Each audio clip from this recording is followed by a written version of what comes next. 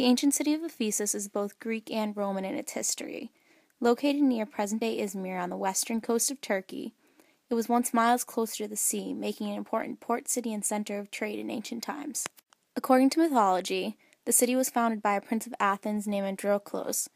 After the death of his father Cadros, he was forced to leave his country and founded Ephesus, where the Oracle of Delphi had told him to. Other Greek historians have assigned the city's mythological foundation to Ephesus, queen of the Amazons. During the Archaic period, Ephesus was full of wars and had various rulers, which ended with the Persian control over Asia Minor and the integration of Greek cities. This led to prosperous times, but taxes were continuously raised, causing unrest among the citizens. This is an intriguing site for archaeologists because during the Archaic period, there's no definite location of settlement in Ephesus. There are numerous sites that suggest movement between the Bronze Age and the Roman period, but the silting of the natural harbor over the years, as well as the movement of the Cayster River, meant that the location never really remained the same. During the Classical period, the Greco-Persian War was instigated by Ephesus in an event known as the Ionian Revolt. This was against the Persians, and with the support of Athens, Ephesus defeated the Persians and fell under Greek control. In the Peloponnesian War, Ephesus was originally sided with Athens, but during the later years, the Persians gained power with the Spartans and took control of Ionia, and thus Ephesus fell to Persian control. Although it changed control, this did not really affect the everyday life of the city, as Ephesus truly only contributed financially to these wars. Social relationships were surprisingly modern during this time period. Strangers were allowed to integrate, and education was valued. Because of the cult of Artemis, the city had a vastation of women's rights, and even had female artists. The Temple of Artemis is one of the 7 wonders of the ancient world, and thought to be the largest building of the ancient world. Of the structure, scarcely a trace remains. In 356 BC, it was burned down, and according to legend, by a lunatic named Herostratus. The inhabitants of Ephesus had once set to restoring the temple into an even larger and grander one than the original. In 334 BC, Alexander the Great defeated the Persians in the Battle of Granicus and was welcomed by the Ephesians. When he arrived in the city, he saw that the Temple of Artemis wasn't finished and proposed to finance it, on the condition that his name was placed on the front. The citizens refused, saying that one god should not build a temple for another. After his death, Ephesus was ruled by one of his generals, Lysimachus.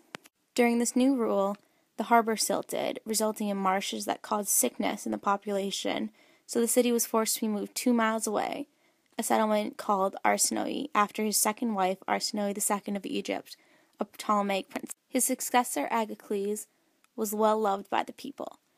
In a ploy to put her own sons in line for the throne, his stepmother, Arsinoe II of Egypt, poisoned him.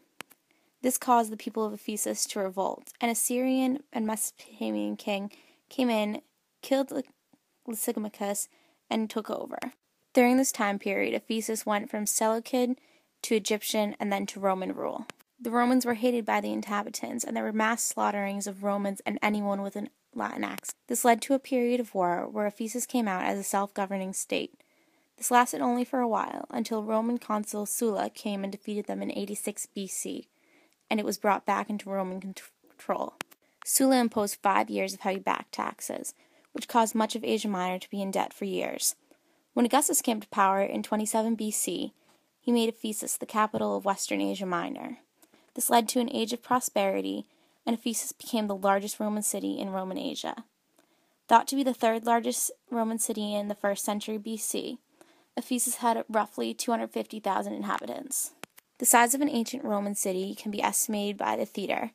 The theater in Ephesus held roughly 25,000 seats. A typical Roman family of the time had about 10 people in it, and there was a seat in the theater for a member of each family, who would go there to hear announcements, watch dramas, and see gladiator fights.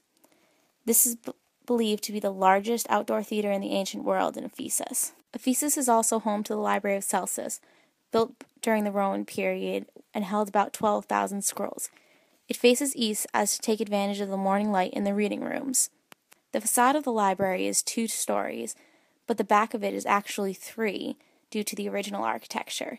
The statues in the front of the library are replicas. The originals were taken by Austrian archaeologists and the Turkish government is currently in the process of trying to get them back. Because of the vast amount of time spent under the Roman rule, Ephesus is home to major bath complexes and has one of the most advanced aqueduct systems of the ancient world.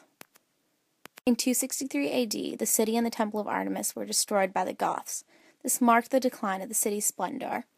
In the Byzantine period and under Constantine's rule, the city was rebuilt.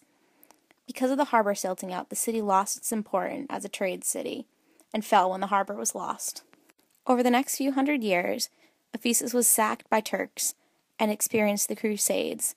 It was eventually incorporated into the Ottoman Empire in 1425. The 15th century marked its end when it was eventually abandoned. Ephesus is also a place of historical significance for Christianity.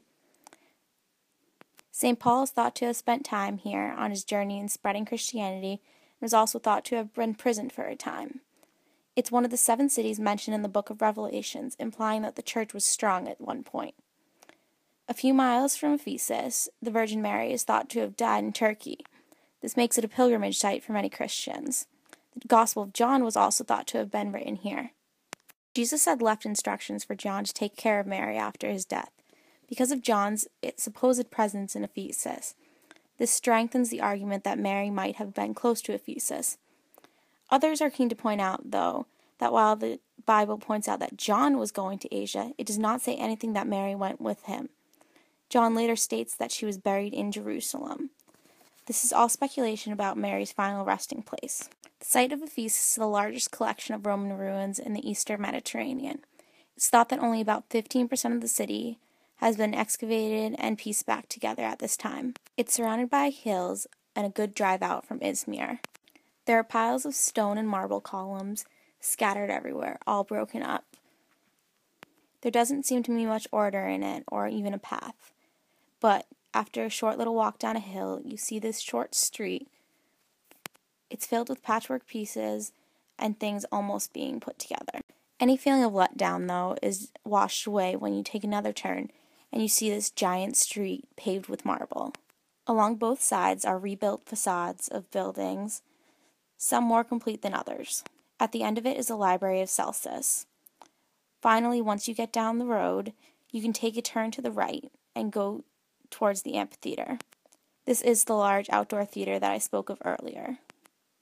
Much of the facade of the Library of Celsus is rebuilt. Cleopatra was once thought to have visited Ephesus with Mark Antony.